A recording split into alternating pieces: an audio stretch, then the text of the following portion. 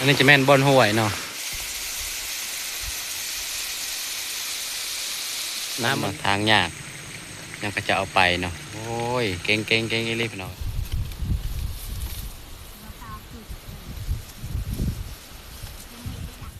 เรียบร้อยพี่น้อง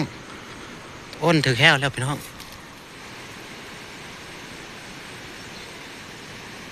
นี่นี่พี่น้องตัวใหญ่ลิเอากราบตักถ่ายสบายดีเบิร์ดหมูสุขูสุขคนยินดีต้อนรับสู่2บ่าวนดเดินป่าสำหรับมื้อนี้บ่าวนดกะบ่ได้เข้าป่าเนาะสิพยายามให้ลงไปเสียหญ้าให้แหละมื้อนี้พี่น้องแต่ว่าเป็นจังไดสภาพอากาศในมื้อนี้แล้วก็อยู่ให้ของบ่าวนดจะได้แน่เอาไปเบิ่งกันเลยอันนี้ก็แม่นบอนทางที่ดินเจือนเนาะเจือนลงมาแต่พ้นเนาะอยู่นี่แหละอันตรายเนาะพี่น้องเวลายามฝนนี่อันนี้จะแม่นทาง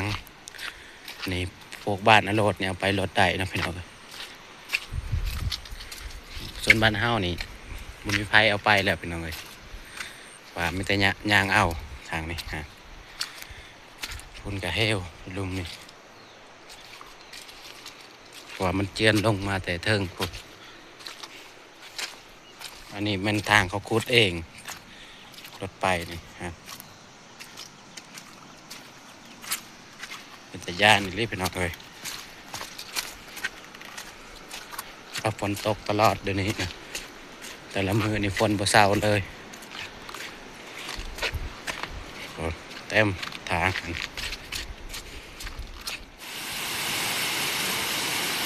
อันนี้จะแม่นบอนห้วยเนาะ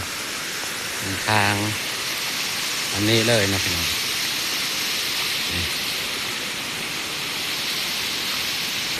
อันนี้จะแม่นทางเอาไปพี่น้องตามมาโดนฝุ่นมันบนดินเจือน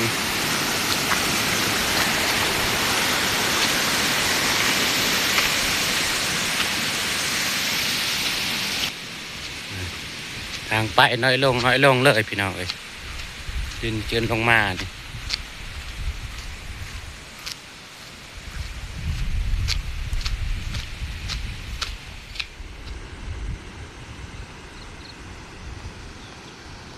นี่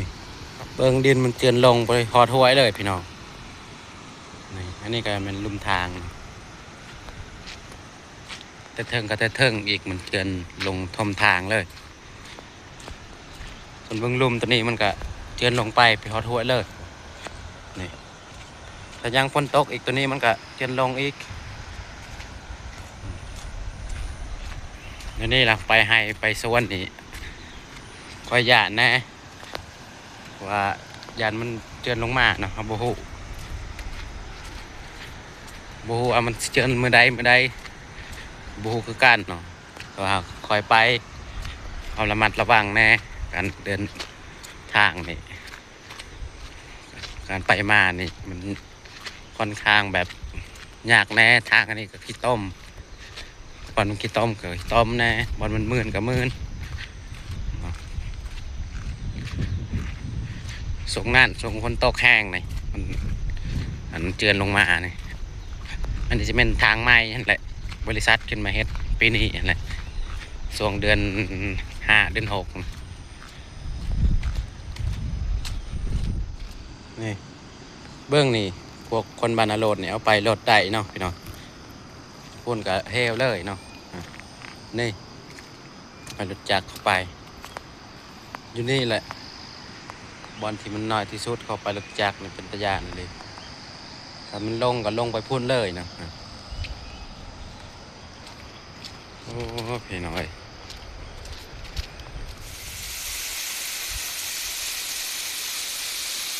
น้ำวันนี้ถ้าเวลายามฝนนี่มันจะไหลอยู่ในน้ำเนาะถ้าจะแม่นยามเดือน3 เดือน 4เดือนยามแรงนี่น้ำจะบ่มีอยู่นี่นะพี่น้องยามฮอดยามฝนมันก็ไหลแต่เทิงคนแหละ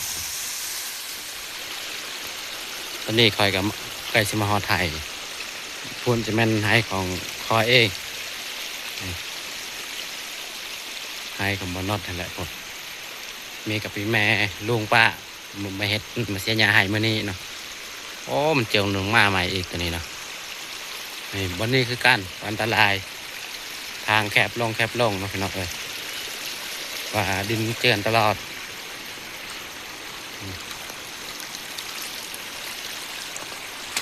เพราะว่าน้ำมันไหลเลยตามทาง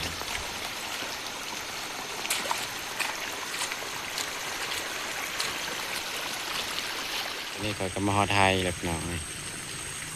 แต่ว่าคอยจะขึ้นไปยาเบิงแหวก่อนนะแล้วก็มาให้เบิงคนบานโรดเอาไปโรดนี่โคตรตึงเลยพี่น้องเลยโอ้ขนาดยำพ้นเนาะทางยากยังก็จะเอาไปเนาะโอ้ยเก่งเก่งเก่งอีหลีพี่น้องเลยเอานี่กูกเอาไปแล้วยางเอานี่รถกับบ่มีอีกต้องยางหน่อย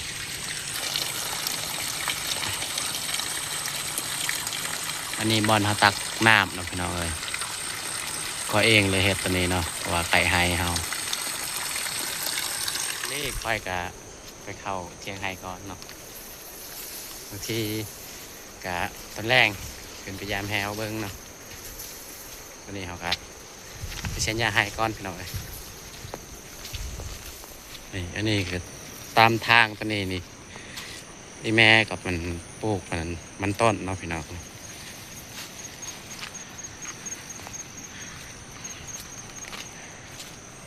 ปลูกแต่ทางไปนี่แหละมันต้น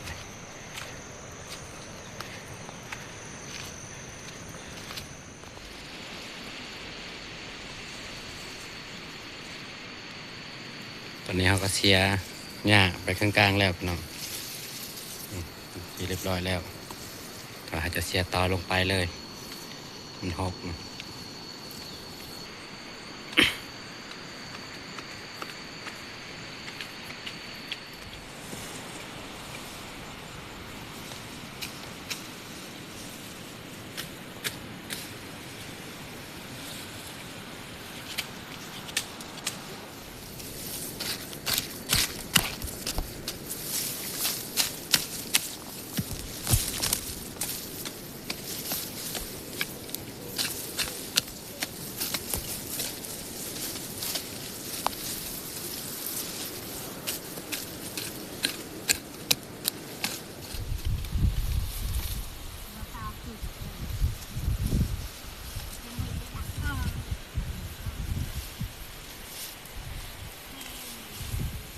ตอนนี้คอยกลับมาแต่เสียหญ้าเนาะแล้วคอยจะขึ้นไปยามเบิงแฮวเนาะพี่น้องอาจจะมาเบิงเลยเมื่อกี้นี่ตัวอ้นตัวนึงนะถือแฮวเบิงลุมนี่ลุมไห้ตัวนี้เนาะตามแคมไห้คอยเห็ดนี่ก็คือขึ้นไปยามบุงเทิงไห้เนาะพี่น้องบนแคมไห้ใกล้ๆแต่ว่าอยู่บุงเทิงนี่จะไปยามเบิงพอได้เห็ดของกินอยู่เที่ยงไห้เนาะพี่น้องอันนี้แหละซองครอบครัวให้คอยให้พวกคอยนี่จะมีกับเอื้อยกับพี่อ้ายเนาะให้ตัวนี้แล้วก็ครอบครัวพวกคอยนี่ข้าวนี่ค่อนข้างแบบใบมันเลื่องเนาะใบข้าวนี่ฝากเบื้องพุ่นนี่จะแม่นให้บานอโรดเนาะบานอโรดก็คือบานอโรดกายพุ่นให้เบื้องพุ่นนั่นเลยเข้ามาทางให้เบื้องนี้เนาะแต่ข้ามห้วยไปเบื้องพุ่นเนาะพี่น้องตอนนี้ก็ในฮอดทางขึ้นพยายามแมวเลยพี่น้องจะไปยามเบิงอันนี้ก็ซองมือคือกันบ่ได้ขึ้นไปยามเนาะหลังทำอิฐเลยนี่อาจจะไปต่อพยายามเบิงมือนี้ก่อนเนาะจะหน่อยกลับพยายามเบิงมือนี้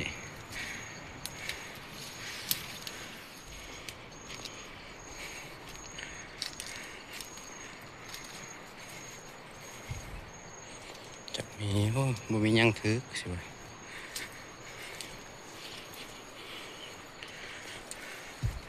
บ่เห็นมันลั่นจากหลังเลยยังคือเก่าอยู่เพราะ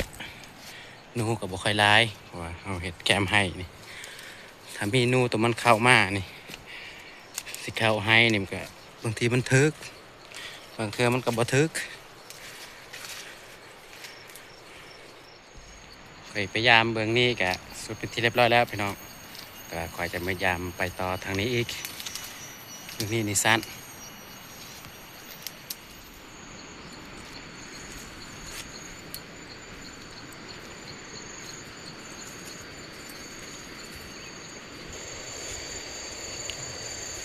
ทางค่อนข้างจะหกแล้วพี่น้อง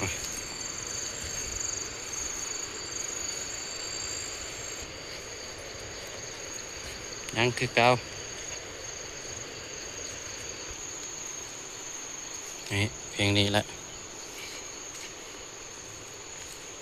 มียังถึกเลยตอนนี้นี่ก็มอดอยู่แคมไฮเบื้องนี้เนาะเบื้องส่วนอันนั้นใบบักอึยอดบักอึแล้วก็มีใบยาสูบอีกนี่ก็เป็นใบยาสูบเนาะพี่น้องนี่ใบยาสูบที่เขาปลูกเองโดยธรรมชาติเนาะพี่น้องนี่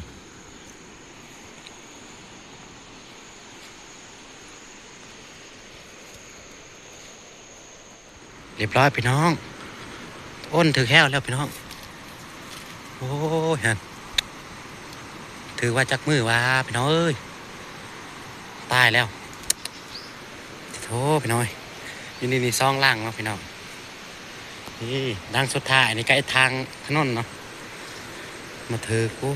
เลยนี่ไม่รู้มันทางเนาะโอ้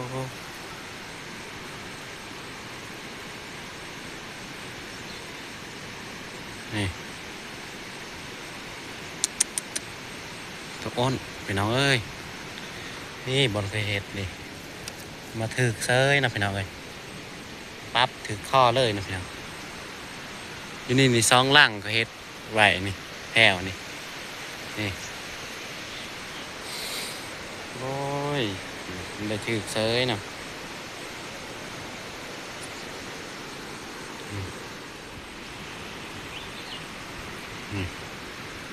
ถือปั๊บคอเลย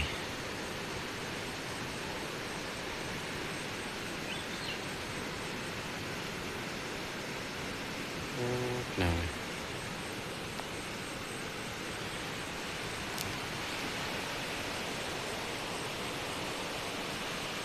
มาพอสิเมื่อเสียนหยาหายเลยพี่น้องนี่พี่น้องตัวใหญ่ลิกตัวอ้นเลยนี่มานคักมาเลย